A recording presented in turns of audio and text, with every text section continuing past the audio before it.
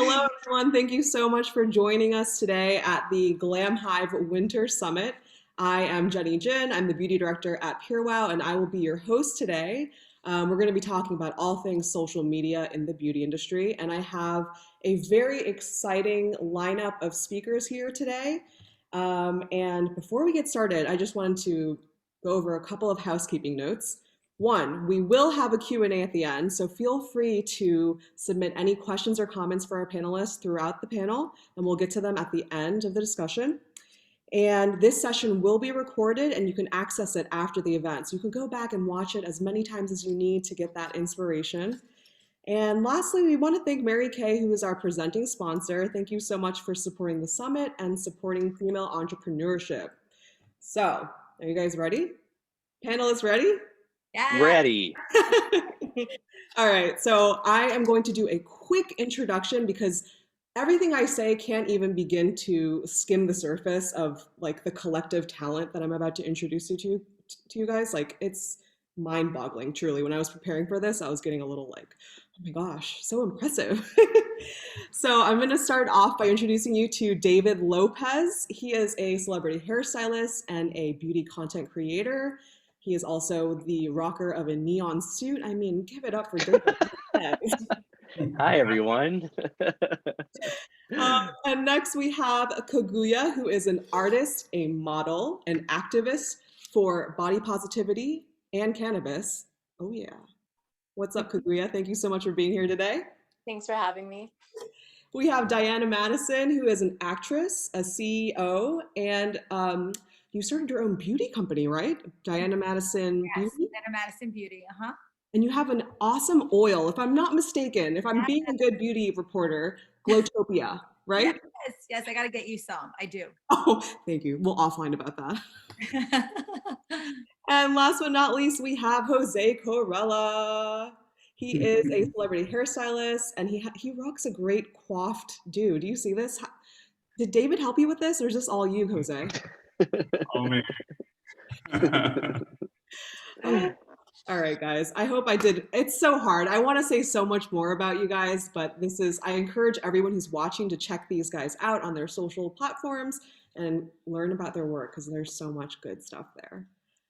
So let's start with the first question. Let's dive right in, guys. I am curious about your first foray into social media. Like, what did that look like for you? How did you approach it? What year was it? Kind of like set the scene for us a little bit. Anyone want to go first, or do you want me to just like point it? I'll go first. I'll go first. I'm gonna go like way back, and it might date me, but I'm like okay with it. I would have a career if it wasn't for social media. I was able to build a company out of my parents' garage and be able to sell it to a huge American media company in November 2019, all off of MySpace. So I started my career on MySpace. I was trying to be a host. I wanted to have my own show, own talk show, own, like interview people on the red carpet. I wasn't getting hired by the Entertainment Tonights of the world, the E's of the world, and I had internet both places. I found out later why I wasn't getting hired. At the time, I didn't realize why I wasn't getting hired, and the reason was because I'm Armenian.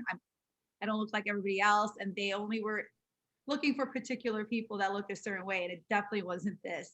So I decided to create my own YouTube channel when YouTube was in beta. This is like people went to YouTube for cat videos. Nobody was launching, YouTube tutorials. It was literally you go to YouTube to watch a cat video. It's in beta. They didn't even have like its presence as it does now. But I walked out of Entertainment Tonight because they were not giving me an on-camera position. And I was like, well, if I could curse, I was like, well, fuck this shit. I guess I'm going to do this on my own. And I started a YouTube channel out of my parents' garage where I was literally interviewing. Literally, if this neighborhood dog would talk to me, I would interview the dog. Like I was like, who wants to talk to me? Like I was interviewing anybody I could. And that blew up into a huge YouTube channel, ended up being 4 YouTube channels. And 14 years later, I sold the company. If November 2019 is when I sold it. And then it's so crazy that we went into COVID.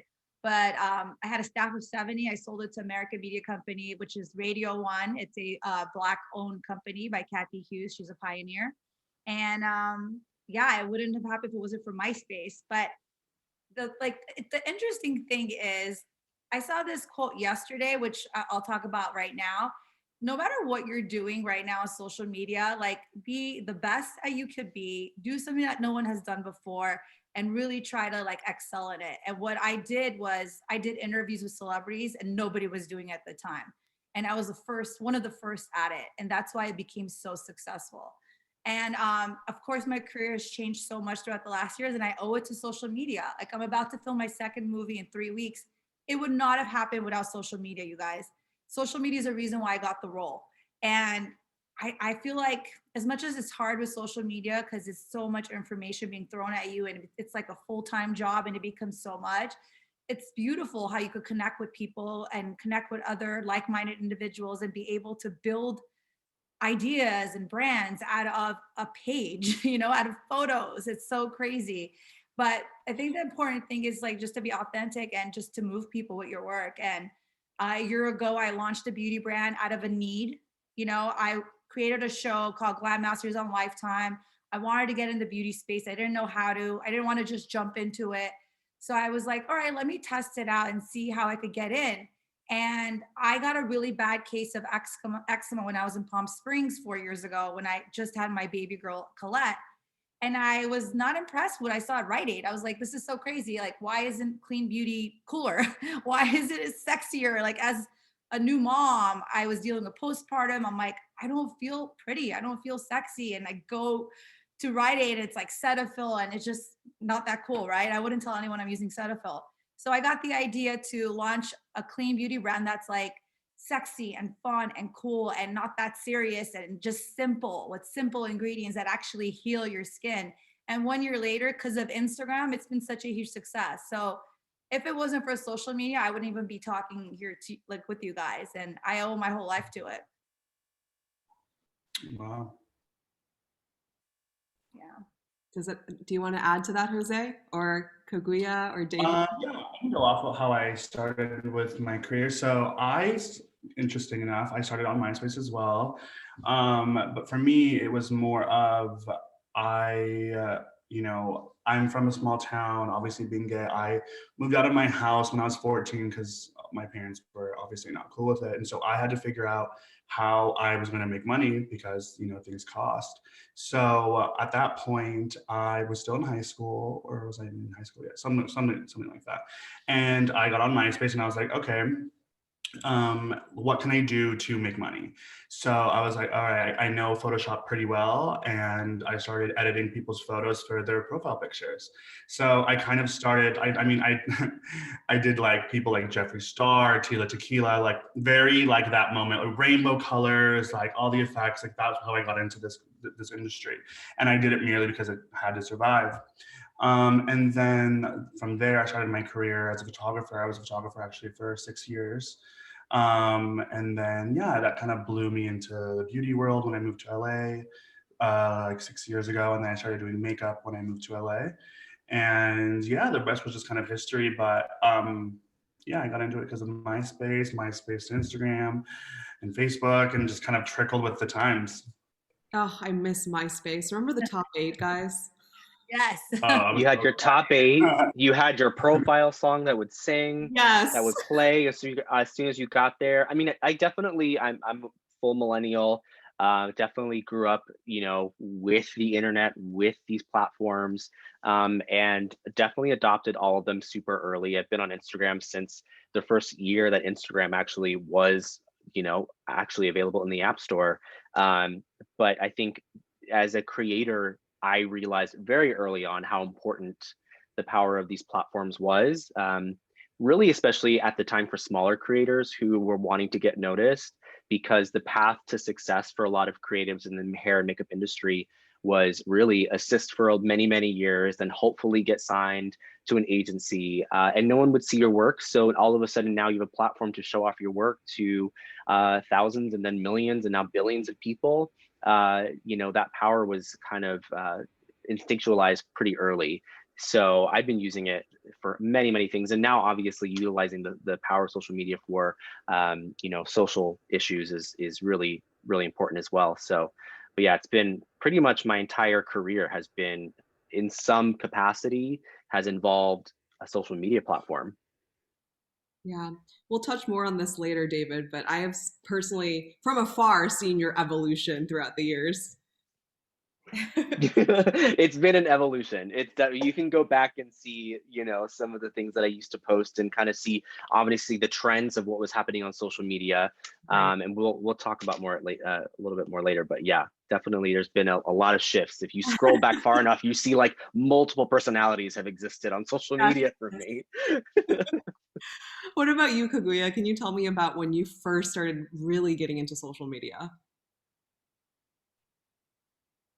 Oh, I think you're on mute.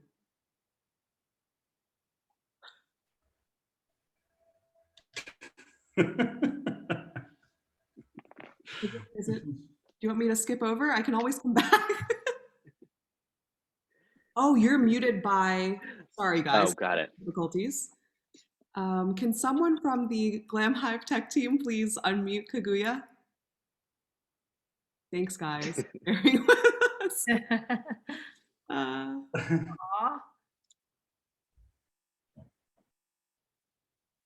Oh, Oh, oh, oh, She's gotta go. okay. Oh, wait, I think I hear her now. I hear her voice, guys. yeah, you can hear me. Okay, I'm back. There she is. Hi. I'm so sorry. Yeah. Anyways, hi, I'm Kaguya. So I guess we're talking about like how we started on social media and such. So basically, I grew up in Florida. I was born in Brooklyn. And then I was a music lover. But then I actually went into cosmetology school, and then I went to photography school in NYC in 2009. And then I was a photographer for a good 5, 6, 7 years. It's only like 3, 4 years ago since I started modeling. If you told me 5 years ago that I'm going to be a model and be in all these kind of publications and doing all this stuff with my face and my body, I would be laughing. Basically because I had no confidence or self-love in myself, but also it was just like the societal standards and of just being like a first generation Korean American and all of that. It was just like, and also being queer and like tatted.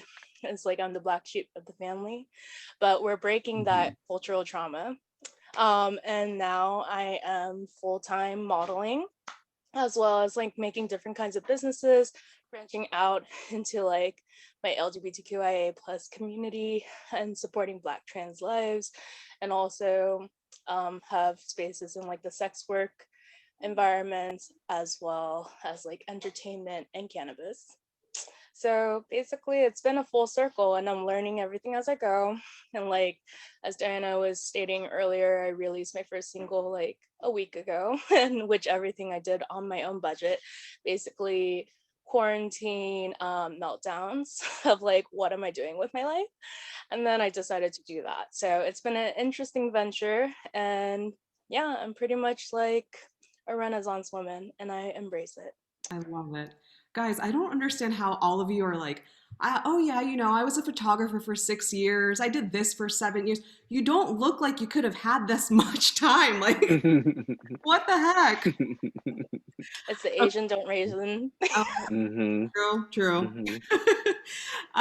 So, okay, I am curious about that moment. If you guys had a moment of when you started to become more intentional about what you were choosing to share. Like, was there a moment where it clicked for you that this is more than just me putting out stuff, seeing what lands? Is there like a switch that happened for you? Yeah, I'll say it. Believe it or not, it happened recently, which is so crazy, right? Because I mentioned to you, I've been doing social media for so long, but recently, it was during 2020, there was a war that broke out in Armenia. And I'm first generation Armenian. My parents were immigrants. They fled the Soviet Union. And, I always grew up being embarrassed to be Armenian. Like, I changed my last name from McPoppy to Madison because nobody could pronounce it. And I just wanted to be like, I wanted to just like assimilate so much because I was so embarrassed of my like heritage. I do come from a very strange family, and like they're very dysfunctional, funny, and my community is like loud and obnoxious. But now I've realized to like embrace it and love it and accept it. And I spoke out for the first time in my life about being Armenian, and I spoke out about the war.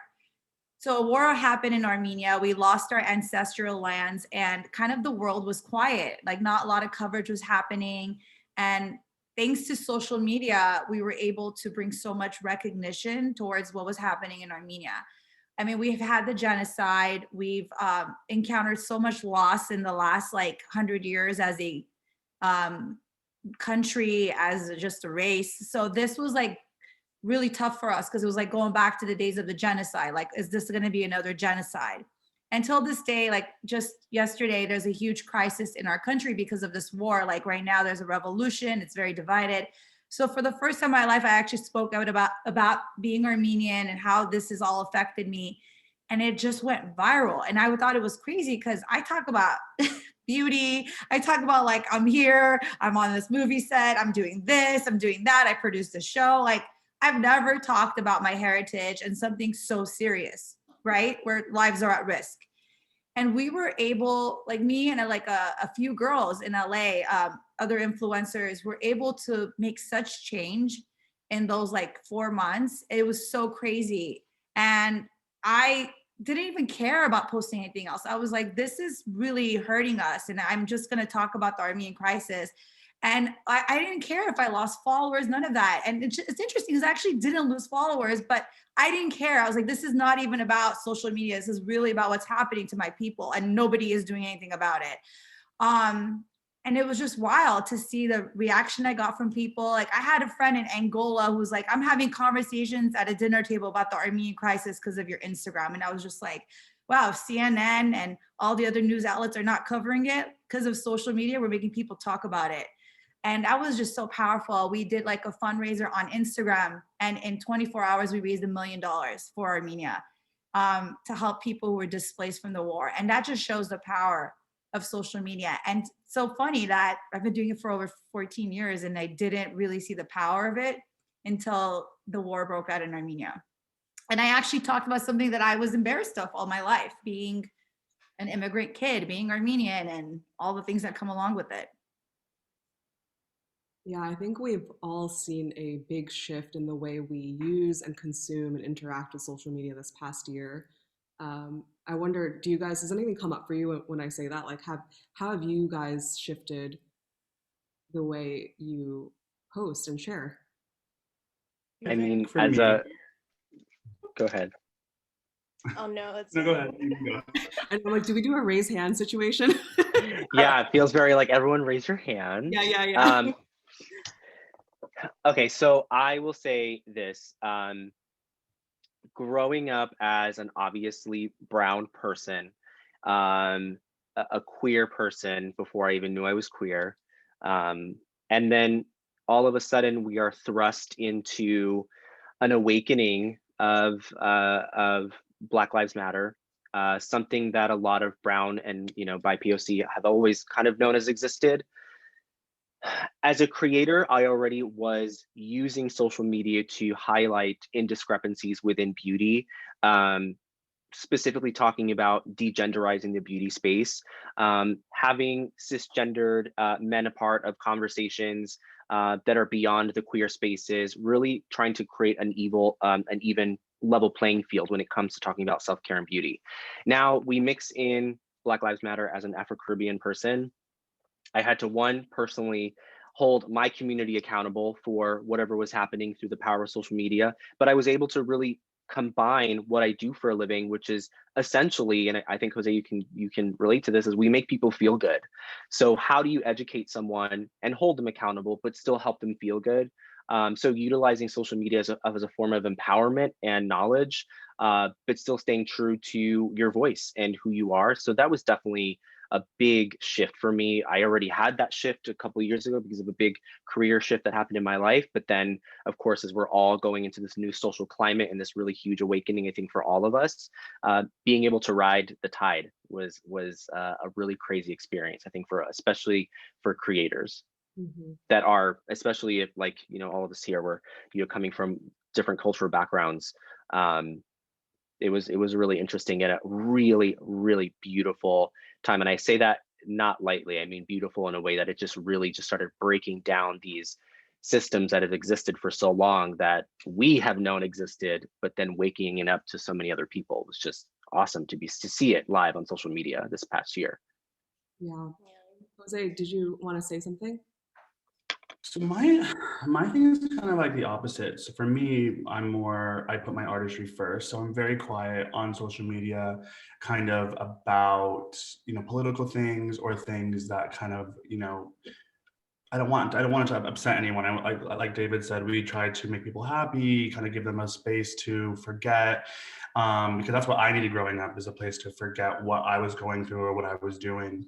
But I think that, all the stuff that's happened this year, for me especially, I've realized that when you do have a platform, it's kind of like your job and your duty to talk about the things that matter to you. And that was a big thing for me because, I'm considered a content creator in some senses, but I normally, I kind of show what I do and teach, and that's pretty much it. My personality kind of stays on behind the scenes. But this year I kind of, took on the role to, speak out on what I was thinking and also, interact in that way rather than just, there's things that you see online on social media or whatever, and you kind of just like, I'm not gonna talk about that. Let's just talk about like this eyeliner and glitter and this, and it just makes everyone happy. And then this year, especially because of everything, it's kind of showed you what you need to do, for at least for myself. But yeah, that's when I kind of saw the shift, and yeah, it feels good. It feels good to be able to, make change within, your fan base, your followers. I think it was definitely much needed, especially in this industry, because in all spectrums, because even as a, Asian non-Black POC, I realized that certain things that I have done in the past might have been a bit tone deaf, because I was just like in the idea of like, oh, I was like taught that being an Asian, I had to work 50 times as harder than the next, white girl named Ellen or Chelsea. It's just like, I was just inevitable. So like for me, it was always like tough love. I'm just like, I'm sorry that this happened to you. But then like, it occurred to me like certain things that I've interacted with, like just being newly into this industry as well. And like working from behind the camera to being in front, it's been definitely giving me like two sides of the glass. And it's like, it's how should I say, it's definitely like a learning experience for like being like fully on social media as well, because I use social media as a platform to start my self-love journey, because I was like, nobody cares and I have nothing to lose at the end of the day. But then it was just like the learning of like using the platform, like engaging with my community, also meeting so many amazing like talented artists, and also being able to like help like my brothers and sisters that actually need more of a platform than I was able to give that to them, even though I'm still like a micro influencer. But I'm still figuring everything out, and it's just been a beautiful experience, and hopefully it's not a trend that it's just going to be ongoing. And I just want to like see all of my like friends in the queer space and also in the Black community to win. Yeah. I always wonder for you guys, this is, a full-time job for most of you, right? Or at least a big part of your job, right? I just wonder how you set your own boundaries and how you decide exactly how much and when and what to share. I talk about this a lot. Talk about this a lot too. I talk about with my friends, because in my friendship circle, I love what I do. I love it to the point that when people ask me what do you like to do for fun, and I'm like, oh, I'm doing it. Like I have a content studio I go to. It's not in my house. That was a boundary for me. Like, let's take it out of the house and make it its own separate content studio. I go there to unwind. I go there to sit amongst my makeup and my wigs and record videos and help people and answer DMs. Like, I love it. So that boundary is hard for me. When it comes to my corporate work, my brand work, that feels like a job. I have very strict time limits when it comes to that. But the other part that people see that they're like, wow, that's so much work. Like you had to steam a whole ball gown and then you had to style that wig and then put on all that makeup and take the photos. I'm like, I had a great time. I did. It was not work for me at all. I got to live my full little fantasy in my little studio. So that is hard because when you love what you do so much, like how do you really turn it off in terms of like your work life? You're like, but I am kind of my work life as a creative person. It is what I do. It is who I am in so many ways. Yeah. Jose, I feel like we all get so excited. What did you want to add? I feel like me and David have kind of similar answers. It's kind of what I do too. I kind of set boundaries for myself, but working and especially not since I work mostly as an artist, the content creating for me is kind of, my getaway and what I love to do for myself. And I think that's kind of why I've gotten to where I have been very quickly, because people always ask me like, how did you do this? I'm like, well, I don't go out every weekend and like hang out with my friends. Like I always try to like bring my friends out. All my friends know you're coming over to my house, like sit down, we're gonna shoot something. Like I don't care, you're gonna like it. Like and you're gonna wear it out too. So like I just try to like incorporate that into my everyday life rather than making it work. And yeah, I think the more natural flow for me has been good for me at least. Try to find boundaries with the kids situation, since like I have a 3-year-old and a 5-year-old, and that gets a little tough. Like my husband is very private. He is so private. His picture will pop up on his birthday and anniversary every year. It's like the 2 times he's on my Instagram. And he has an issue with my kids being on my Instagram. And a couple of times my kids have gone recognized at the park, and my mom was like really upset because she's like, look, it's weird. People just come up to me and they're like, is that Colette? And I'm thinking we know them. And they're like, no, we follow Diana. So the privacy thing is a little bit where I struggle with because of the fact I have a 3-year-old and a 5-year-old. About a month ago, someone just showed up at my house and they were like, I wrote this children's book. I really want you to have it. And I was confused because I was like, wait, do I know you? Like, but I didn't know them. And I don't know, they found out where I live. And it gets weird just because I have a 3-year-old and a 5-year-old and they're like, safety is the most important thing. So I struggle with that because people do want to know what I do as a parent and how I'm raising my kids. And that's a whole other thing on its own. But it's hard because sometimes it could get scary.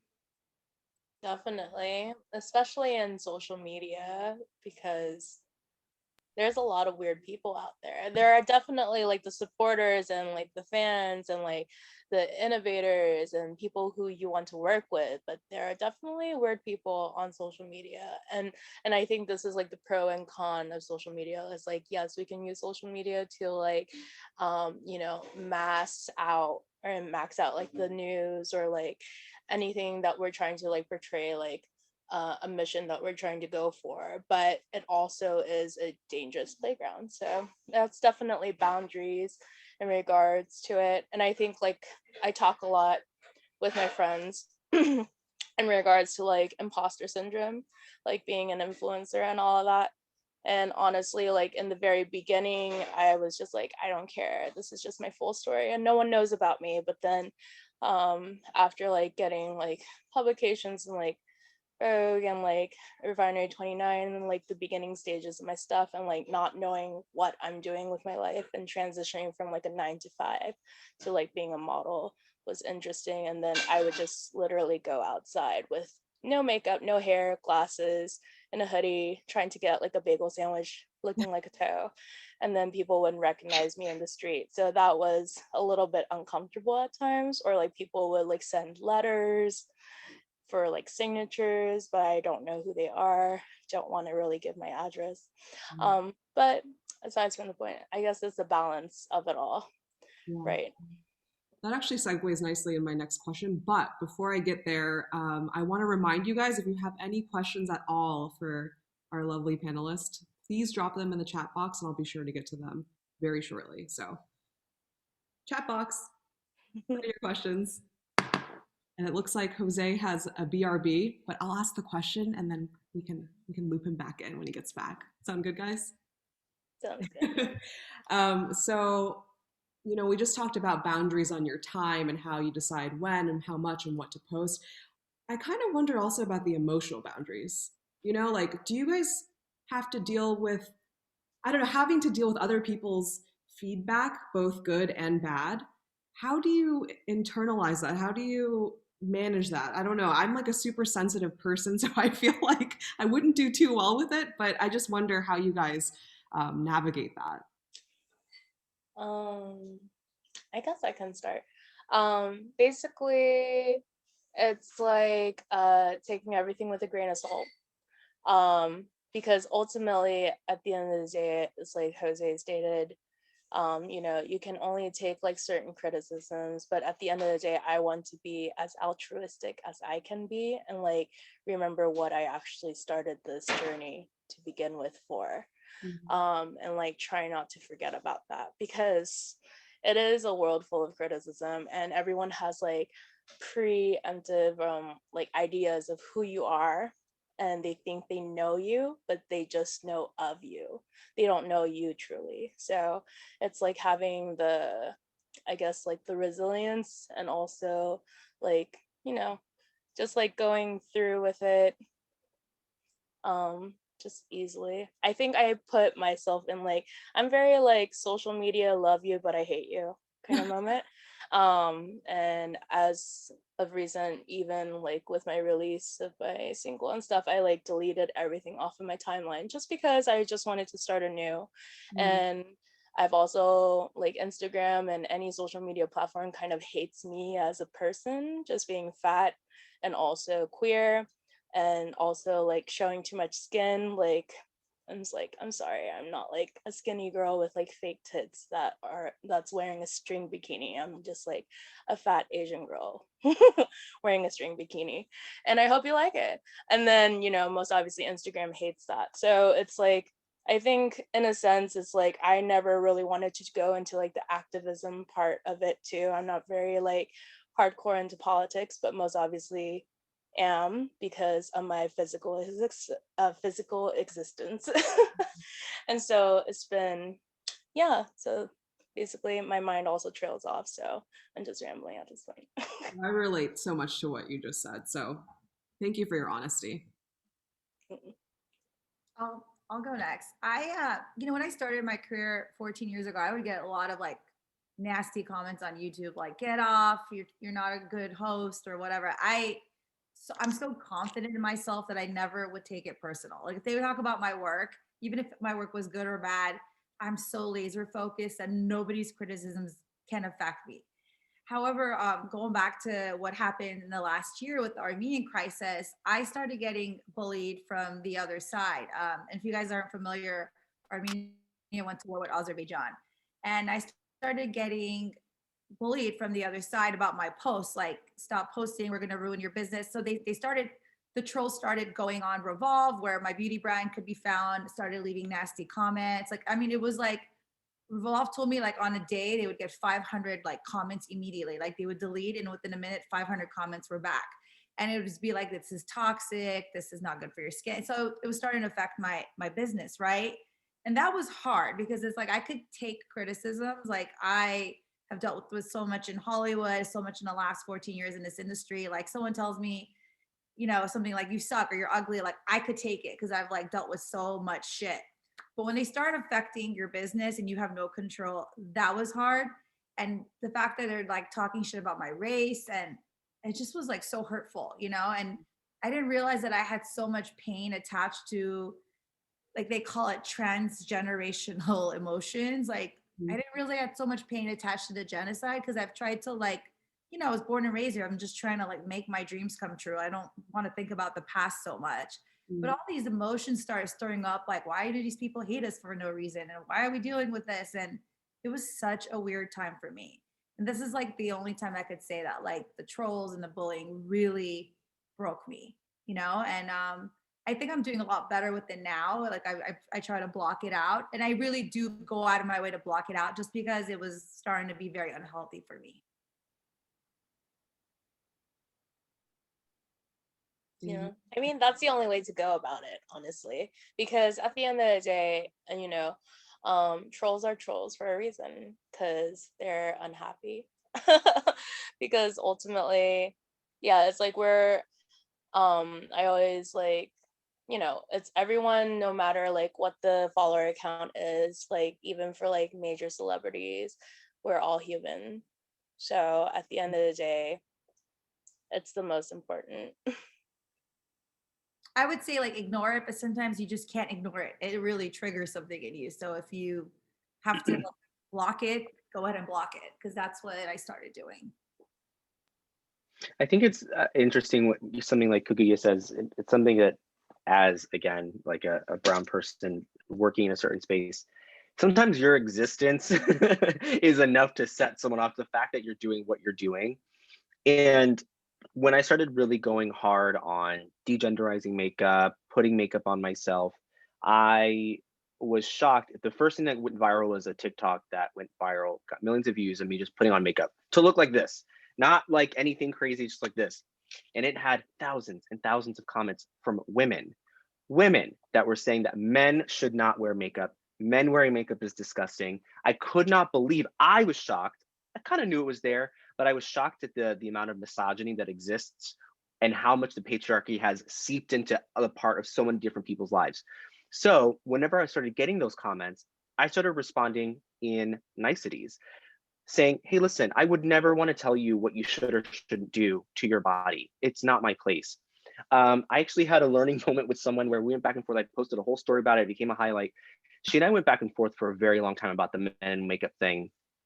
And it essentially came down to just like, listen, that's fine if you feel that way. It's a level of respect. So we ended up having like a really nice little moment. She actually found my email, sent me a really nice email like 2 weeks later about some learning. She went and like read some books. I don't know. It was really, really an awesome experience. But for me, those moments, like Diana was saying, it's not about you, and sometimes it does still affect you because it feels so personal. But really, to separate the two things, it's not about you when those people have those, it's not nothing about you. They're seeing something in you that scares them, that they haven't experienced. So they lash out, they react out of fear. And you have an opportunity to shift the perspective by having a little bit of empathy with how you respond, if that makes sense. Even if it feels like you're getting a lot of like hate towards you. Yeah.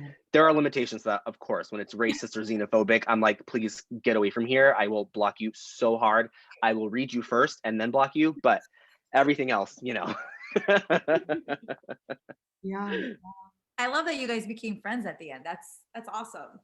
Yeah, I wouldn't say we became friends, but we definitely got to a place where she was like, you know what, like, you're right. Like I said to her, like, listen, if I were to tell you, like, don't wear pants, you always have to wear makeup. If you're not wearing heels, you're not a woman. If you don't have breasts, you're not a woman. If you don't have this, that's not for me to say. So it's not for you to say that I want to put on makeup. It's disgusting, and that's not what a real man does. And what's interesting is that now it has shifted. That one person has shifted that conversation. She might have that conversation with someone else, maybe in her circle, so it has a long lasting effect when you bring someone into the conversation versus trying to call them out. Yes. For sure. I always think like the one thing that terrifies me of like social media is the whole entire cancel culture aspect of it. And it's just like yeah, like it's just the different kind of like people that like you meet. And then ultimately I had many situations where I wanted to like call someone out, but then I'm just like, I'm not that person to bring it onto social media. I'm just like, let's like talk directly and let's try to do the internal work and like try to flip it, and hopefully they take accountability. But then most obviously it's like, I don't give any judgment to people that like put it out on social media too, because it's like at the end of the day it is your voice, and if something has happened, especially within the industry, that is not safe for any like especially like POCs and also queer, and if something happened with someone such and such, then yes, please call them out, because everyone needs to be safe. I feel like we all have to have a little bit more grace for ourselves and for each other, because we're constantly evolving. We're imperfect humans and we're trying our best, or it makes my life easier to think that everyone is trying their best. Oh my gosh, I feel like I could talk to you guys forever. There's so many questions that I could get to, but we are at a time crunch, so I want to make sure I get to at least one of the reader questions. Reader? Oh my gosh, this is magazine editor talking. The audience questions. And we have a question here from Diana. She asks, how do we feel about corporations and companies using social media and the role of influencers going forward? Anyone want to take this one? Yeah, I mean, it's a whenever I speak to creators who are wanting to work in the space and utilize what they do for a living to make a living, um, listen, there is a way to hold brands accountable and corporations accountable. They're coming to you. They need you. So you have the capacity to make decisions and ask the hard questions when they're approaching you to be able to still feel like you can sleep at night. At the end of the day, we live in a capitalist society, and that's not going anywhere. That's just how the world works right now. But there is an opportunity as a content creator to move into these spaces and make a living and still stay true to who you are. I had an opportunity to work with a brand that is a men's grooming brand, which I don't always align with because it's men's grooming. And but I looked at their page, and I've used their products actually for a long time. But I was like, let me look at what they're actually doing on social. And I had to scroll almost a year before I saw a non-white man on their page. And it's a company owned by a huge beauty corporation. And I said, what are you doing internally to fix this? This is not okay. And I'm not going to be a token on your page and fill up your brown box and your queer box and your gender box in one thing. So what's happening here? And the answer wasn't good enough. And I walked away from the opportunity. So we have those opportunities because you know what? Then that person's going to have to really think about that. That corporation, that marketing team is going to have to think about that moving forward when they want to reach out to people who they would have otherwise 10 years ago, 5 years ago, even 2 years ago, tokenized. So yeah, I think it's an important part of the business, it's a fascinating part of the business. If you learn more about it, how brands are using their marketing dollars for influencers, it's amazing because there is a really strong return of investment there on influencers because we move product more than a celebrity does a lot of times. So it's fascinating, but there's a way to do it and still be able to sleep at night and stay true to yourself, but still hold these corporations accountable and be more ethical in their decisions. Thank you, David. I feel like that's a great place to end. I don't want to, but I'm going to send you guys off on your way. I just want to thank everyone so much for watching. I want to thank the panelists for their time and their honesty. Thank you guys for just showing up so fully. I know I really appreciate it. So, and thank you guys. Of course, stay well, everyone. There's going to be a 5-minute transition break before the next session starts, which you can access on the agenda tab of the conference page. And feel free to connect with any of these lovely creators and Glam Hive. Thank you. Nice meeting you. Thank you guys. Bye, guys. Nice meeting you all. Bye.